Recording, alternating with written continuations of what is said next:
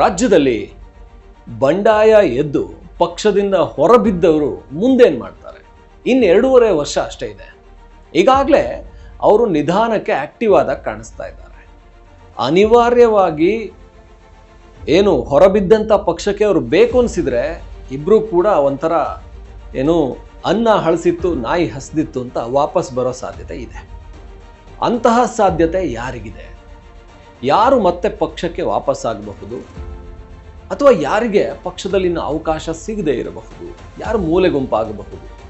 Especially BJPಯಲ್ಲಿ ಇದನ್ನು ನಾವು ನೋಡಲೇಬೇಕು. ಯಾಕಂದರೆ ಬಸನಗೌಡ ಪಾಟೀಲ್ ಯತ್ನಾಳ್, ಪ್ರತಾಪ್ ಸಿಂಹ ಇವರಿಬ್ಬರು ಭಾರಿ ಸೌಂಡ್ ಮಾಡ್ತಾ ಇದ್ದಾರೆ. BJPಯಲ್ಲಿ ಇವರಿಬ್ಬರು ತುಂಬ ಅವಶ್ಯಕತೆ ಇದೆ BJPಗೆ ಅಂತ ಅನ್ನಿಸ್ತಾ ಇದೆ. BJP ಇವರನ್ನು ಸೈಡ್ ಲೈನ್ ಮಾಡಿದ್ಯಾಕೆ? ಈಗ ಇವರನ್ನು ಮತ್ತೆ ಒಳಗಡೆ BJP ಕರ್ಕೊಳುತ್ತಾ ಅಂದರೆ ಪ್ರತಾಪ್ ಸಿಂಹ ಅವ್ರನ್ನೇನು BJP ಉಚ್ಚಾಟನೆ ಮಾಡಿಲ್ಲ. ಆದರೆ ಯತ್ನಾಳ್ ಉಚ್ಚಾಟನೆ ಆಗಿದೆ, ಈಶ್ವರಪ್ಪ ಉಚ್ಚಾಟನೆ, ರಘುಪತಿ ಭಟ್ ಉಚ್ಚಾಟನೆ. ಪ್ರಮುಖವಾದಂಥ ಹಿಂದುತ್ವದ ನಾಯಕರು ಬೇಕಾಗಿದ್ದಾರೆ BJPಗೆ. ಮುಂದಿನ ಚುನಾವಣೆಯಲ್ಲಿ BJP ಕರ್ನಾಟಕದಲ್ಲಿ ಹಿಂದುತ್ವದ ಆಧಾರದ ಮೇಲೇ ಮತ ಕೇಳಬೇಕಾಗುತ್ತೆ. ಹಾಗಾಗಿ ಈ ನಾಯಕರು BJPಗೆ ಬೇಕಾಗ್ತಾರೆ ಅನ್ನುವಂಥದ್ದು BJPಯ ವಲಯದಲ್ಲೇ ಚರ್ಚೆಗಳು ಶುರುವಾಗಿದ್ದಾವೆ. BJPಯ ತಟಸ್ಥ ಬಣದ ನಾಯಕರು ಈಗ ಹೈಕಮಾಂಡ್ಗೆ ಹೋಗಿ ಸುದ್ದಿ ಮುಟ್ಟಿಸ್ತಾ ಇದ್ದಾರೆ.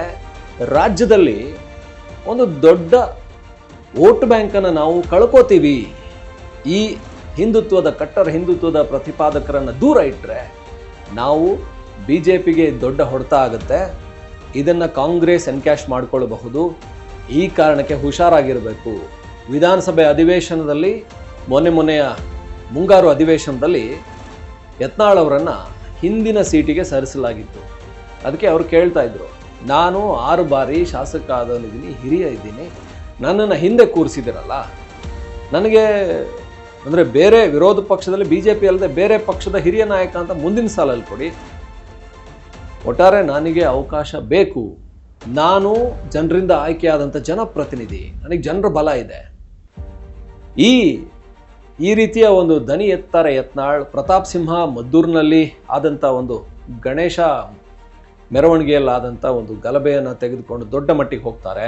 ಬಾನು ಮುಷ್ತಾಕ್ ಅವರ ಪ್ರಕರಣದಲ್ಲಿ ಹೈಕೋರ್ಟ್ಗೆ ರಿಟ್ ಅರ್ಜಿಯನ್ನು ಸಲ್ಲಿಸ್ತಾರೆ. ಇದೆಲ್ಲವನ್ನ ಮಾಡ್ತಾರೆ ಅಂತ ಹೇಳಿದರೆ ಅದಕ್ಕೆ ಸಿಗ್ತಾ ಇರುವಂಥ ಜನ ಬೆಂಬಲವನ್ನು BJP ಗಮನಿಸ್ತಾ ಇದೆ. BJP ನಾಯಕರು ಅಶೋಕ್ ವಿಜಯೇಂದ್ರ ಹೋದಾಗ ಸೇರದಿದ್ದಂಥ ಜನ ಯಾರು ಯತ್ನಾಳ್ ಅವರು ಹೋದಾಗ ಆ ರ್ಯಾಲಿ ಏನು, ಎಷ್ಟು ಜನ, ಎಷ್ಟು ಜೋಶ್, ಇದು ಮತಗಳ ಕನ್ವರ್ಟ್ ಆಗುತ್ತೆ ಅಂತಂದರೆ BJP ಗೆಲುವು ಸುಲಭ ಆಗುತ್ತೆ. ಇಲ್ಲ ಅಂತ ಹೇಳಿದರೆ BJPಗೆ ಮುಂದಿನ ದಿನಗಳಲ್ಲಿ ಸಂಕಟ ಕಾದಿದೆ. ಹಾಗಾಗಿ ಈ ನಾಯಕರನ್ನು ಯಾವ ಕಾರಣಕ್ಕೂ ಕೂಡ ಸಂಪೂರ್ಣವಾಗಿ BJPಯಿಂದ ಹೊರಗಡೆ ಕಳಿಸ್ಬೇಡಿ, ನಾವು ಅದಕ್ಕೇನೆ ತಟಸ್ಥವಾಗಿದ್ದು, ನಾವು ಅದಕ್ಕೆ ವಿಜಯೇಂದ್ರ ಬಣದ ಜೊತೆಗೆ ಇರಲಿಲ್ಲ, ಇವರನ್ನು ಹೊರಗಡೆ ಕಳಿಸೋದು ಪಕ್ಷಕ್ಕೆ ದೊಡ್ಡ ಡ್ಯಾಮೇಜ್ ಆಗುತ್ತೆ. ಈಗ ಪ್ರತಾಪ್ ಸಿಂಹ ಕೂಡ ಮೈಸೂರಿನಲ್ಲಿ ಟಿಕೆಟನ್ನು ಬಯಸ್ತಾ ಇದ್ದಾರೆ ಮುಂದಿನ ವಿಧಾನಸಭಾ ಚುನಾವಣೆಗೆ. ಪ್ರತಾಪ್ ಸಿಂಹ ಅವರಿಗೆ ಟಿಕೆಟ್ ಕೊಟ್ಟರೆ ಮೈಸೂರಿನಲ್ಲೊಂದು 2-3 ಕ್ಷೇತ್ರಗಳನ್ನು ಗೆದ್ದುಕೊಳ್ಳೋಕ್ಕೆ BJPಗೊಂದು ಶಕ್ತಿ ಬರುತ್ತೆ.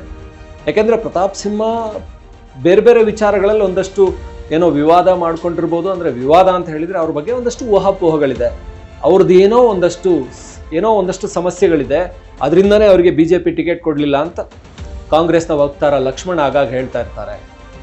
ನಾನು ತೆಗಿಬೇಕಾ, ಪ್ರತಾಪ್ ಸಿಂಹ ಅವ್ರದ್ದೆಲ್ಲ ವಿಡಿಯೋಗಳಿದೆ ತೆಗಿಬೇಕಾ ಅಂತ ಹೇಳ್ತಾ ಇರ್ತಾರೆ. ಆದರೆ ಅದೆಲ್ಲದರ ಹೊರತಾಗಿ ಕೂಡ ಮೈಸೂರು ಕೊಡಗು ಲೋಕಸಭಾ ಕ್ಷೇತ್ರದಲ್ಲಿ ಪ್ರತಾಪ್ ಸಿಂಹ ಅವ್ರಿಗೊಂದು ಶಕ್ತಿ ಇದೆ. ಅವರು ಕಳೆದ ಬಾರಿ ಲೋಕಸಭಾ ಚುನಾವಣೆಯಲ್ಲಿ ನಿಂತಿದ್ರು ಕೂಡ ಸುಲಭವಾಗಿ ಗೆಲ್ತಾ ಇದ್ರು. ಆದರೆ ಯಾವುದಾದ್ರೂ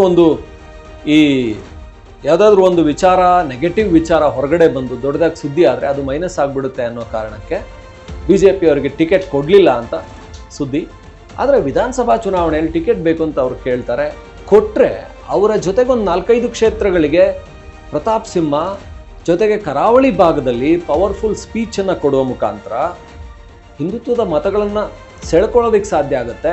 ಇದು BJPಗೆ ಬರುವ ದಿನಗಳಲ್ಲಿ ದೊಡ್ಡ ಪ್ಲಸ್ ಆಗುತ್ತೆ. ಇದು ಬೇಕು ಅಂತ ತಟಸ್ಥ ಬಣದ ನಾಯಕರು ಹೈಕಮಾಂಡ್ಗೆ ಸುದ್ದಿ ಮುಟ್ಟಿಸ್ತಾ ಇದ್ದಾರೆ. ಮದ್ದೂರು ಘಟನೆಯ ನಂತರ, ಬಾನು ಮುಷ್ತಾಕ್ ಪ್ರಕರಣದ ನಂತರ ಆಗ್ತಾ ಇರುವಂಥ ಸುದ್ದಿ, ಈಗ BJP ತುಂಬ ಸ್ಟ್ರಾಂಗ್ ಇಲ್ಲ, ವಿಜೇಂದ್ರ ಅವರನ್ನು ನೆಚ್ಕೊಂಡ್ರೆ ಉತ್ತರ ಕರ್ನಾಟಕದಲ್ಲೂ ಗೆಲ್ಲೋದಕ್ಕಾಗಲ್ಲ, ಈ ಕಡೆ ಮೈಸೂರು ಕರ್ನಾಟಕದಲ್ಲೂ ಗೆಲ್ಲೋದು ಕಷ್ಟ, ಕೆಲವು ಸೀಟ್ಗಳು ಬರೋದು ಕಷ್ಟ. ಯಡಿಯೂರಪ್ಪನವರು ಆಕ್ಟಿವ್ ಆಗಿಲ್ಲ. ಈಗಿರುವಂತಹ ಚಾಲ್ತಿಯಲ್ಲಿ ಯಾರ್ಯಾರು ನಾಯಕರಿದ್ದಾರೋ, ಅಂದರೆ ಗಟ್ಟಿತನ ಯಾರಿಗಿದೆಯೋ, ಜೊತೆಗೆ ಯಾರು ಆಕ್ಟಿವ್ ಆಗಿದ್ದಾರೋ, ಯಾರು ಮಾತಲ್ಲಿ ಪವರ್ಫುಲ್ ಇದ್ದಾರೋ, ಎಲ್ಲಿ ಹೋದ್ರು ಯತ್ನಾಳ್ ಅಂತ ಕೂಗ್ತಾರೆ. ಯಾಕೆಂದರೆ ಅವರಿಗೆ ಈ BJP ಕೇಡರ್, ಕಟ್ಟರ್ BJP ವೋಟ್ಸ್ ಏನಿದೆ ಅವು ಬಂದೇ ಬರ್ತವೆ. ಅವರನ್ನು ಒಂದಷ್ಟು ಕಡೆ ಪೋಸ್ಟರ್ ಬಾಯ್ ಆಗಿ ಬಳಸ್ಕೊಳ್ಬಹುದು, ಅವ್ರನ್ನ ಒಂದಷ್ಟು ಕಡೆ ಸ್ಟಾರ್ ಪ್ರಚಾರಕ್ಕಾಗಿ ಬಳಸ್ಕೊಂಡ್ರೆ ಮತಗಳನ್ನು ಸೆಳೆಯೋದಕ್ಕೆ ಸಾಧ್ಯ ಆಗುತ್ತೆ. ಈ ದೂರದೃಷ್ಟಿ BJPಗೆ 2028 ಚುನಾವಣೆ ಕಡೆಗೆ ಈಗಲೇ ಇದೆ. ಹಾಗಾಗಿ ಈಶ್ವರಪ್ಪನವ್ರನ್ನ ಒಂದಷ್ಟು ಗಮನಿಸದೇ ಇದ್ರೂ ಇರಬಹುದು, ರಘುಪತಿ ಭಟ್ ಅವ್ರನ್ನ ಬಿಡಬಹುದು. ಆದರೆ ಪ್ರತಾಪ್ ಸಿಂಹ, ಯತ್ನಾಳ್ ಇವರಿಬ್ಬರೂ ಕೂಡ BJPಗೆ ಅನಿವಾರ್ಯವಾಗ್ತಾರೆ. ಇಲ್ಲ ಅಂದರೆ ಕಟ್ಟರ್ ಹಿಂದುತ್ವದ ಮತಗಳು ಕಳೆದು ಹೋಗ್ತವೆ BJPಯಲ್ಲಿ.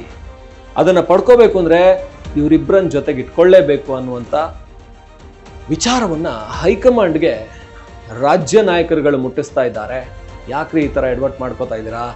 ಯತ್ನಾಳ್ ಅವ್ರನ್ನ ಇಟ್ಕೊಂಡ್ರೆ ಬರೀ ವಿಜಯಪುರ ನಗರವನ್ನು ಒಂದು ಗೆಲ್ತೀವೋ ಬಿಡ್ತೀವೋ, ರಾಜ್ಯದಲ್ಲೊಂದು ದೊಡ್ಡ BJPಯ ಸಿದ್ಧಾಂತದ ಮತಗಳೇನಿದ್ದಾವೆ ಅವು ಬರ್ತವೆ. ಇಲ್ಲ ವಿಜೇಂದ್ರ ಅವರನ್ನು ತಗೊಂಡು ಹೋದರೆ ಸಿದ್ಧಾಂತದ ಮತಗಳಿಗೆ ಕೂಡ ಹೊಡೆತ ಬೀಳುತ್ತೆ ಅನ್ನೋ ವಿಚಾರನ ಹೇಳ್ತಾ ಇದ್ದಾರೆ. ಹಾಗಾದ್ರೆ ರಾಜ್ಯಾಧ್ಯಕ್ಷ ಸ್ಥಾನ ಬದಲಾಯಿಸ್ತಾರ? ಆ ವಿಚಾರ ನಮ್ಮ ಮುಂದೆ ಇಲ್ಲ. ಯತ್ನಾಳ್ ಹೇಳಿದಂಥ ಬೇಡಿಕೆನೆಲ್ಲ ಕೇಳೋದಕ್ಕೆ ರೆಡಿ ಇಲ್ಲ, ರಾಜ್ಯಾಧ್ಯಕ್ಷ ಬದಲಾವಣೆ ಮಾಡೋದಕ್ಕೆ ರೆಡಿ ಇಲ್ಲ. ಪ್ರತಾಪ್ ಸಿಂಹನು ನೇರವಾಗಿಯೇ ದನಿ ಎತ್ತಾ ಇದ್ದಾರೆ. ಯಡಿಯೂರಪ್ಪ ರಾಜ್ಯದಲ್ಲಿ BJPಯನ್ನು ಕಟ್ಟಿ ಬೆಳೆಸಿದ್ದಾರೆ, ನಿಜವಾದ ನಾಯಕ, ಹೋರಾಟಗಾರ, ಒಪ್ತೀನಿ. ಆದರೆ ಅದಕ್ಕೋಸ್ಕರ ಅವರ ಮಗನಿಗೆ ಎಲ್ಲ ಕ್ರೆಡಿಟನ್ನು ಕೊಡಬೇಕು, ನಾವೆಲ್ಲರೂ ಒಪ್ಕೋಬೇಕು ಅಂತಂದರೆ ಸ್ವಂತ ಬಲದಿಂದ ಬೆಳೆದವರಿಗಲ್ವ BJP ಪಕ್ಷ ಹೆಚ್ಚಿನ ಉತ್ತೇಜನ ಕೊಡಬೇಕಾಗಿರೋದು. ಪರಂಪರೆಯ ರಾಜಕಾರಣ ಬೆಂಬಲಿಸದೇ ಇರುವಂಥ ಪಕ್ಷ ಅಂದರೆ BJP ಅಲ್ವಾ ಅಂತ ದನಿ ಎತ್ತಾ ಇದ್ದಾರೆ. ಹಾಗಾಗಿ ಎಲ್ಲೋ ಒಂದು ಕಡೆ ಒಂದು ಬೆಳಕು ಕಂಡ ಹಾಗೆ ಕಾಣಿಸ್ತಾ ಇದೆ ಯತ್ನಾಳ್ ಅವ್ರಿಗೆ, ಪ್ರತಾಪ್ ಸಿಂಹ ಅವ್ರಿಗೆ.